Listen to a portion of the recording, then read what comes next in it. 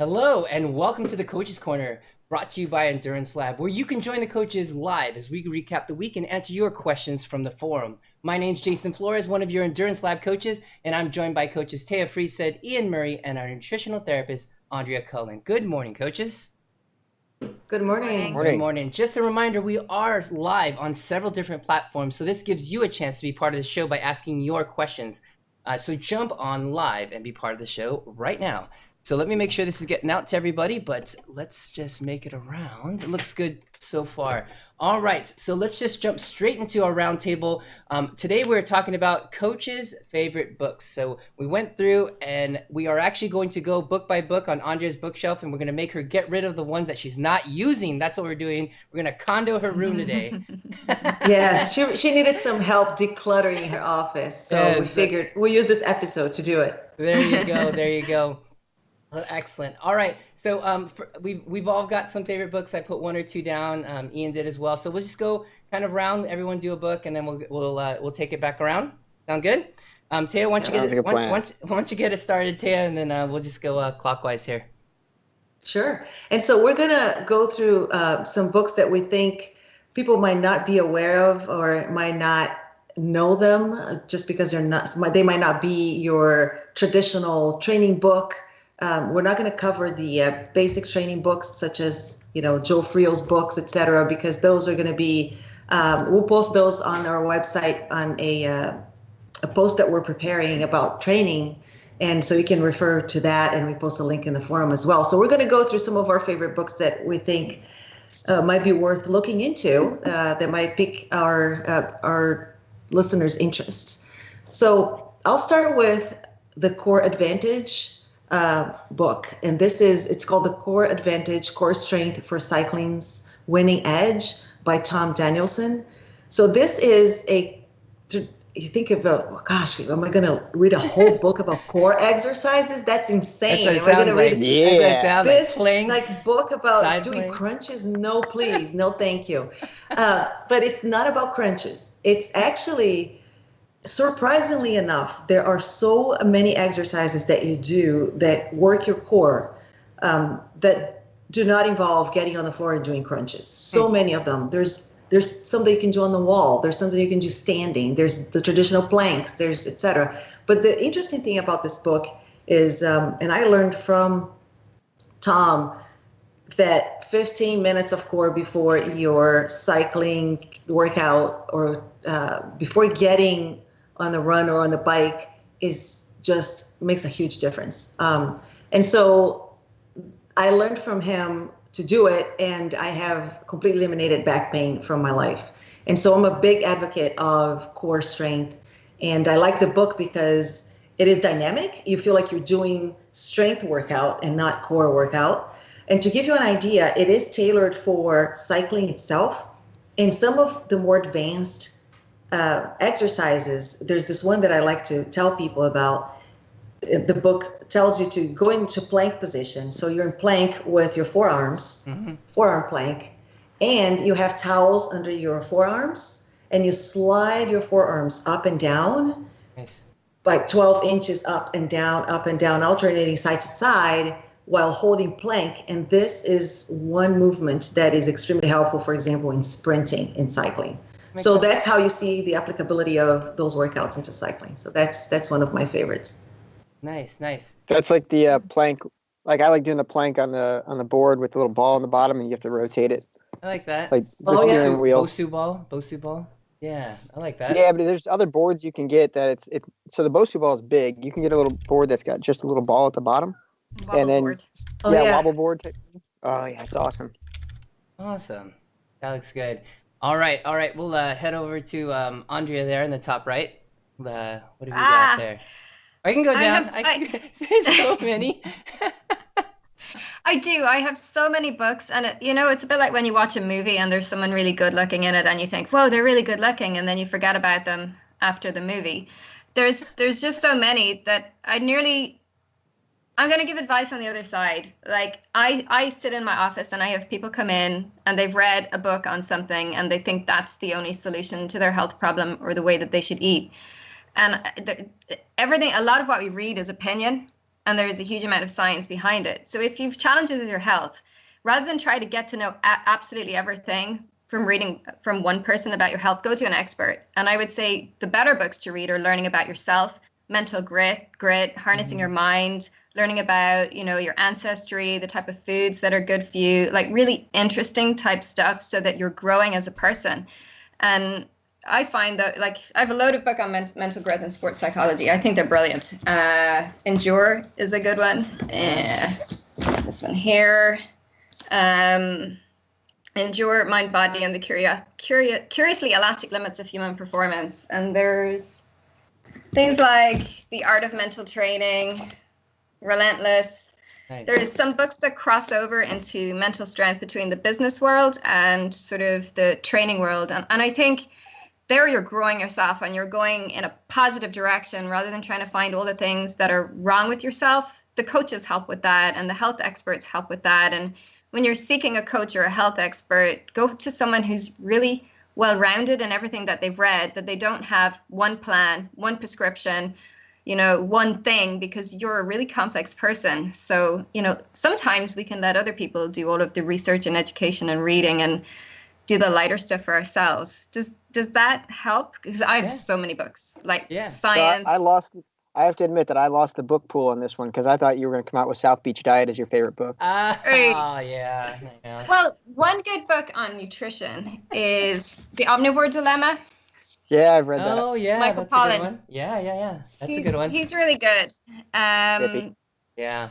In defense of food. And there's another guy, it's a huge book. It's called the Whole Food Diet.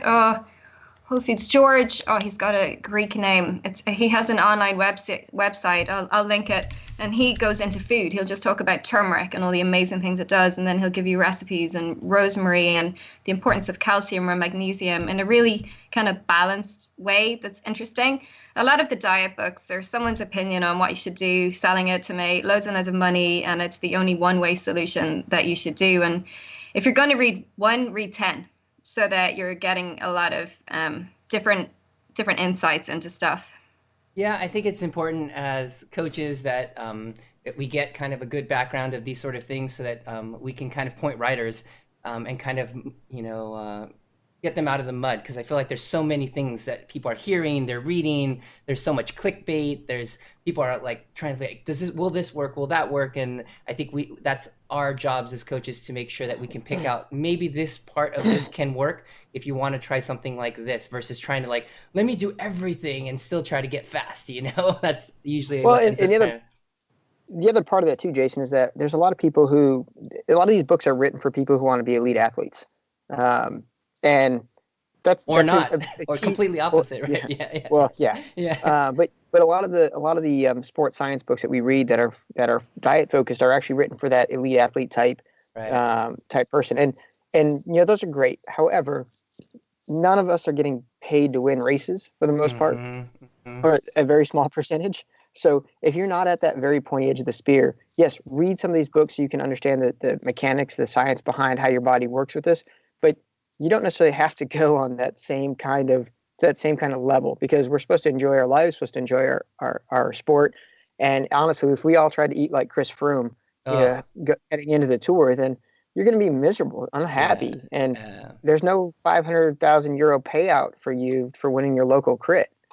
Oh, so I make a comment now that you mentioned Team Froome, and I'm going to mention Team Sky. I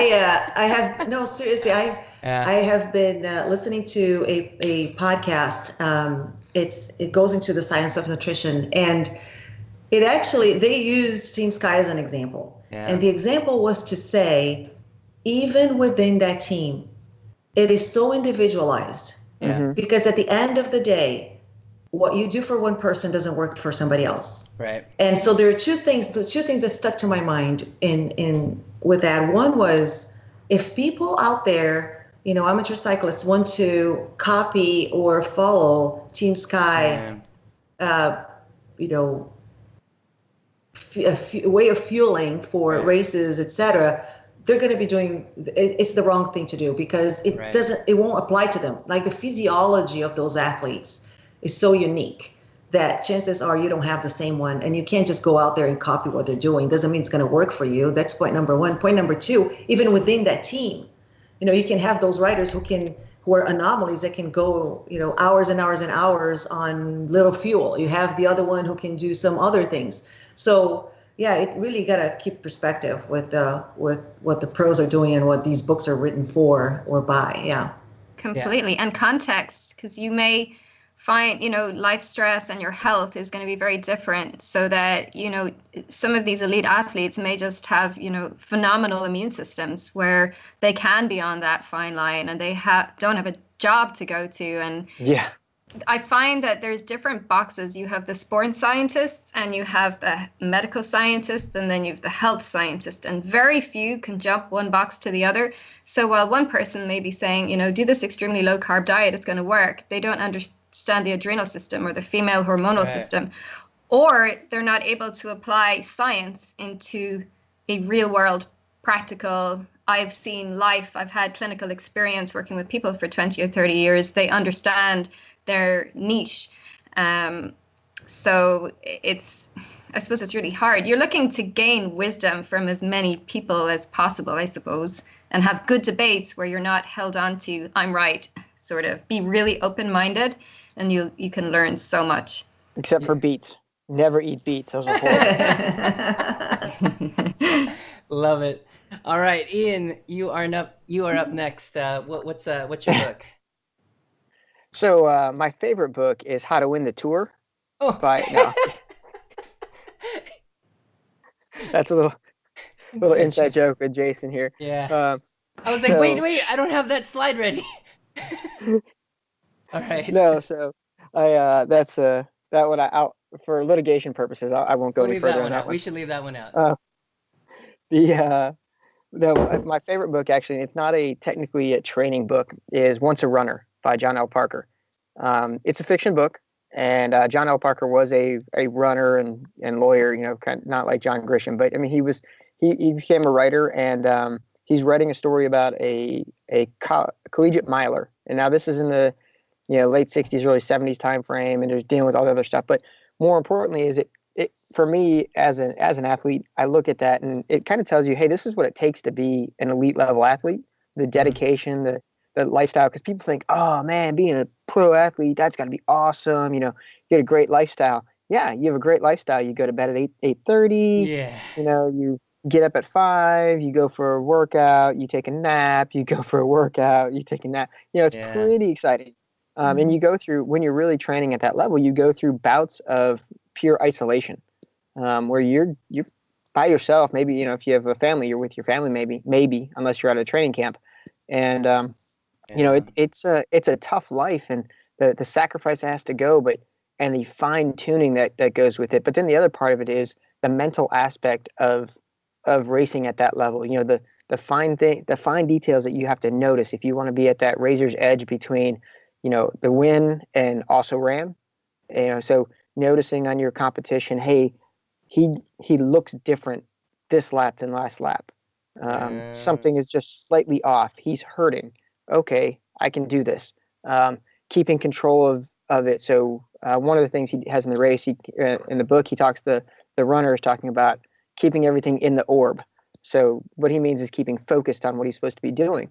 So not letting the crowd distract you, not letting what other people are doing in the race around you necessarily distract you. And so for me, it was even though it's a fiction book, there's a lot of things you can take out of it, and I really enjoy it for that. And just for all of us who raced a big race or ridden a big event where there's just tons of people out there, especially the crowd support. Yeah, how many people, especially doing a marathon, a big city marathon, that gun goes off and you're running a 5-10 mile. Yeah. Even though you've never run a 5-10 mile in your whole life. Yes. Right. And so also, so that's about keeping the orbit. And he actually in there, he does a race where he lets the crowd and the build up push him out, and he doesn't have a good race because of it. He struggles to get it back in there. Yeah. And so it's a lot about that. And it's really, for me, that is one of my two that I'll talk about today that really interests me. And that's from the level of how you have to look at the elite athlete type, or even if you just want to be if you want to really put some training time in. Yeah. So Ian, this was written, did you say 60s, 70s? No, the story is set in the 60s, 70s. So I think it's written like early 80s or mid 80s. Do you think that I'm just like only on Instagram in the last year, and I'm watching a lot of the better athletes and their Instagram feeds, and it's almost like they're just constantly followed by a camera, and do you think, like, if you compare the old school where they're just in their bubble training, much more awareness, and now there's this whole level of distraction, like, would you still look back to a hero from that era? Or I don't know, am I verbalizing what my question here right? I mean, I guess there's a difference of how marketing was then and how marketing is now. Yeah. For back then it was whoever won got sponsors. Right. Now it's about who's influencing. So I think it's a little bit different in certain sports. If you're looking at American football or regular football type things like that have a big audience, NBA, things like that. If you're winning, you're going to get good sponsorship contracts. But when you're in cycling, not a Tour de France winner, but when you're in cycling, when you're in triathlon, when you're in running, the exposure just isn't there. So it's all about who can bring people to the product, Right. not necessarily winners. Because if you look at some of the people who get the most press, they don't win. Yeah. So why? I mean, but yet they have a huge number of followers and a big influence. So, I mean, look at most people who are influencers. They don't do jack crap in this world, but yet people buy stuff because they put it on their Instagram. Yeah. Yeah, but we can't learn from them. We're not learning from that mental grit side, the really hardworking ones silently in the background. No. But the wrong people, in ways, it's the wrong influence. Well, they're catering to our lowest common denominator, in my opinion, as far as athletes go. It is clickbait, like Jason had said earlier. But I think a guy like Lionel Sanders, for example, he hasn't won Kona. He's won other things. He's got a lot of followers, but you can learn a lot from him, good and bad. You can learn about stupid training practices. And if you watch his last YouTube video, he basically just chides himself for all the stupidity he did last year. Mm-hmm. So, I mean, you can learn from a guy like that who's humble about it. He understands the mistakes he makes. He's trying to learn from those mistakes. And he constantly recognizes his own flaws. It doesn't always fix them, but there is that. But then, there's other people you see in there that are the Instagram heroes who they haven't won crap. They're not even, I mean, they might be a pro, but they're a third tier pro. Well, if I can beat you in a race, guess what? You ain't a pro. Yeah. Sorry, you're just not. Yeah. I think it's an image that people, portray, whether they be amateur, pro, semi-pro or pro. And a lot of time the image that's put out is something that's manufactured by their team of people that are just made to market them as that, and I think it's important for us to make sure that we understand that that's what we're seeing.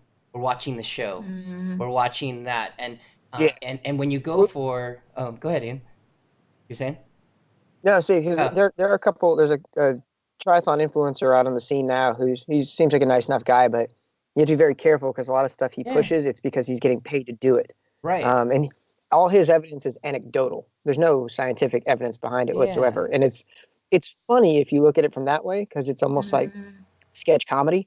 But I mean, so you have to watch out for that. Like if Jan Frodeno is saying this is what I'm doing and it's working for me, okay, there's probably something to that. Yeah.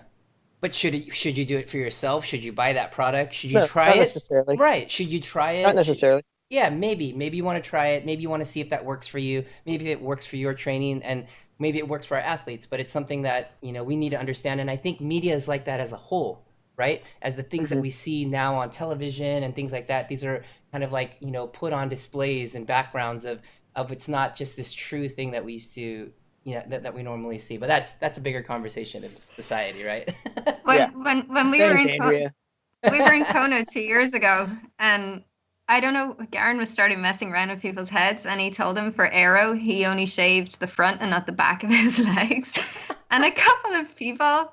See? No. See? I'm like, really? Yeah, see? It's bad, man. It's bad. It's bad. Well, there's a big difference between the canned commercials of the 80s that you only saw on TV and what you see today that people do, and you kind of believe that, oh wow, it comes from a recommendation. It's like everybody feels like they have a friend who has tried something and it works for them and is telling you to do the same thing. It's nuts. All right. So looks like I'm up. So let me pull mine up. So one of my favorite books that I always go back to, especially for athletes, and I will kind of reference, is Becoming a Supple Leopard by Dr. Kelly Starrett.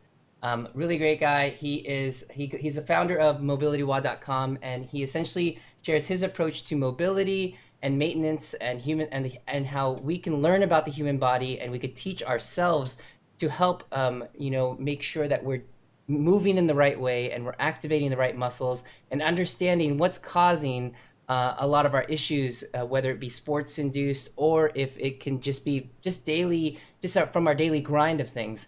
I don't know if you guys have come across any of his work, but I just think more so the understanding that we can also be the doctor. We could also be part of the solution. I think that's important, and understanding how the body actually moves and how a strong frame and a posture that you should have it's important for us to understand where that starting point is to be able to get to where we need to go.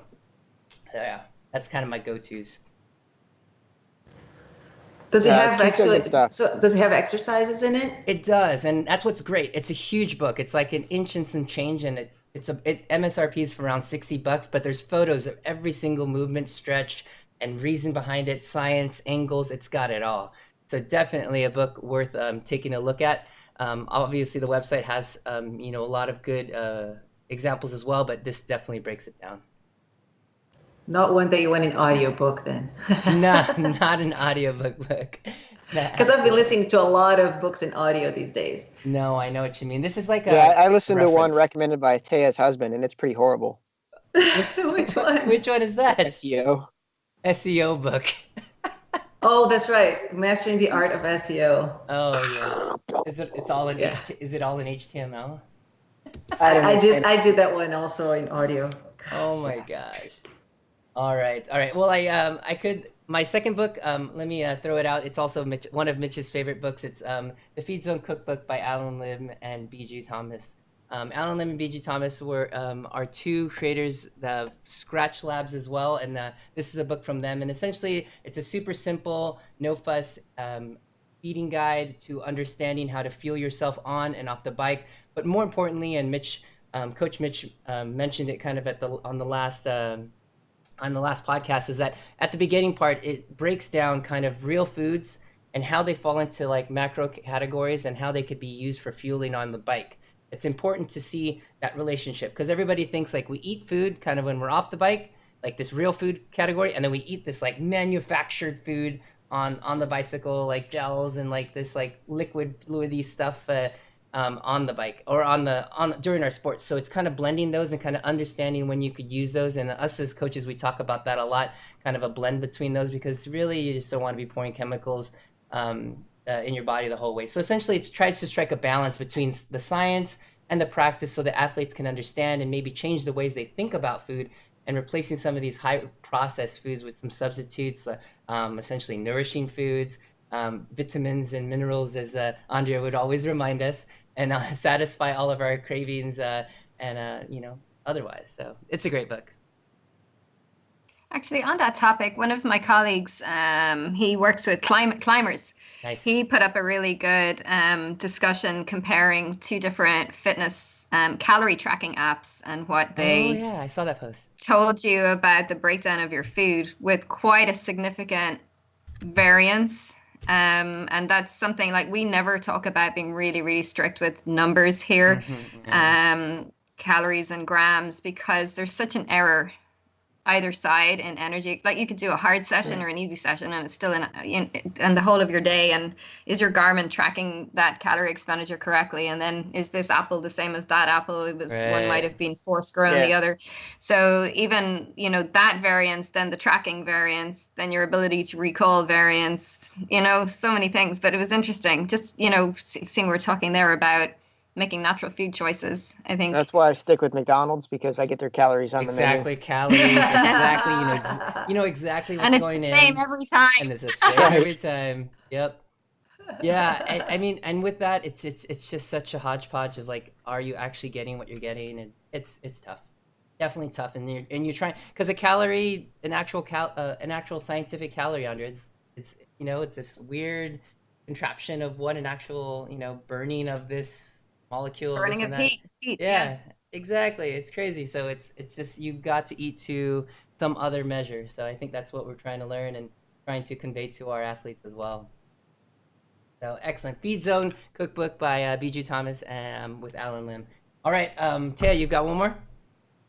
So I got The Growth Mindset, which is not a sports book per se. Mm-hmm. It's a book, of course, about mindset. But it's so basically the author talks about how in almost every area of human endeavor,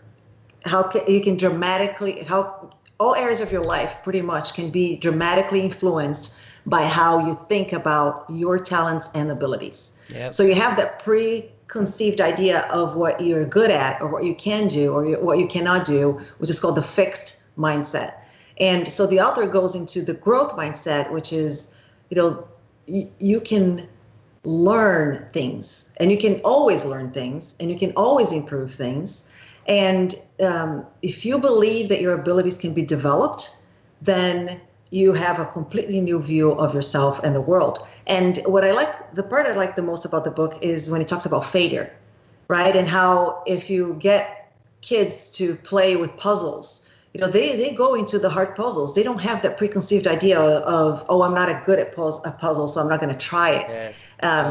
And what happens over time as you grow, you tend to choose things that you're going to be successful at. And so that's your bias right there. On the other hand, if you take the growth mindset, you just know that failure is not failure. Failure is part of growing. It's part of developing. It's part of overcoming a challenge. So I like that book for how it can be applied in sports as well. Yeah. Many a times, my 6-year-old wants to build 8+ Lego sets, tearing his hair out for hours. I don't understand why he wants to continue, but he wants to just keep going. It's nuts. Yes, we could do 500 pieces in a day. No. But he thinks he can, and at some point we end up, it works out. But yeah, I think it's something that we need to kind of go back and learn, that there is things that we can learn, that we can change. You're not just this is just the way I am. You can learn things that you can grow into. Maybe you won't be the best at it. I think that's the key thing to understand. But you can learn how to do it and learn a new thing, and I think that's what makes us grow kind of as a whole. Mm. All right, we'll make it back around. Andre, you've got another book off your shelf? Oh, actually, you were making me think of one. It's somewhere. The dog ate it. The dog ate it. Five levels of attachment. Like Tia and I agree on a lot of personal growth ones. I like the Dalai Lama. I like a lot of the Native American teachings. The 5 levels of attachment uses a lot of sports analogies in there about how much we wrap our ego and our identity up into various things. And it's good. Like, I think the more we can learn about obstacles, failures, the type of people that we are, not be afraid, the stronger a person we can be and the more we can achieve in sport. But I think a lot of it is trying to have that balance too. Oh yeah.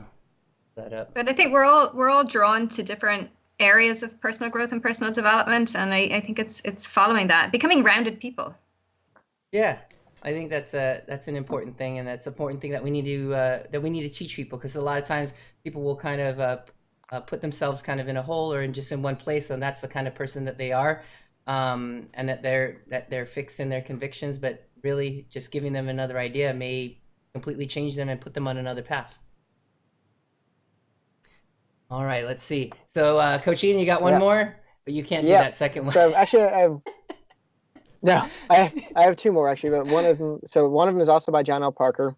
It's called Again to Carthage, and so it follows on from Once a Runner, and it's really about that same character who's older now and is having to kind of deal with the fact that he's no longer the elite athlete, but he wants to give it one more go. So he's trying to make the Olympic marathon team for the 1980 marathon. And so he gives it one more go, but it's really about his journey about really understanding where he is in his life and where he is, about how to accept as he gets older his change of athlete, and where things fit in with his life and what's important in his life. So for me, that was another good one for people who are no longer in their 20s, who are beyond elite athlete level years, maybe in their 40s, or it's a good way to look at it and help you go, sports are important, but other things in my life are important too. And I have to figure out how to do that balance and deal with that. Yeah. So it's not the end all be all to make Kona or to get in the national crit championship or whatever. That's part of your life. It is not your life. Yeah. And so it's a good one. And the last book that I'll bring up real quick, and it kind of follows on that, is Simon Sinek's. It starts with Why. And for me, that's a great book because it's all about finding your reason for doing things. Too often people focus on what they're doing or how they're doing it, but not why they're doing it. And that goes back to, what Andrew's book was about there. It's about trying to, do I race because I'm happy racing, or am I racing because I have something else I'm trying to fill a hole in, or is it the racing that makes me happy? Is it the camaraderie that makes me happy? It's finding my basic purpose for what I'm doing, why I'm doing what I'm doing is for me. So I mean, for me, that's a work thing and a athletic endeavors. Always centering back behind that, because especially as you go into Ironman training, I mean, you're going to have days or weeks where you're like, what the hell am I doing? In fact, during the race, you're going to have times going, why am I doing this? I'm never doing this crap again. And you kind of have to understand that why you're out there. So, yeah. So again, not a sports book per se, but applicable. And I think from the mental side, it's very important for us. Man, I feel like Ian reads a lot of novels. Ian does not read a lot of novels. Very nice, nice. I'm reading some really good novels now about the Horn of Africa, if you want to. Yeah. Send those over after you're done, right? Super exciting. Yeah. All right, let's see. What else we got? Taya, you got one more there? Oh, you got it. Yeah. So the Racing Weight is one that I read a little while ago. But and when I read this book, it was early in my training, and I didn't know much about training and nutrition. I still don't know much about training and nutrition, but I know more than I did back then. So I want to go back and reread this one. But what stuck to me was that more important than a number on the scale is how you're performing and how you're recovering. Mm-hmm.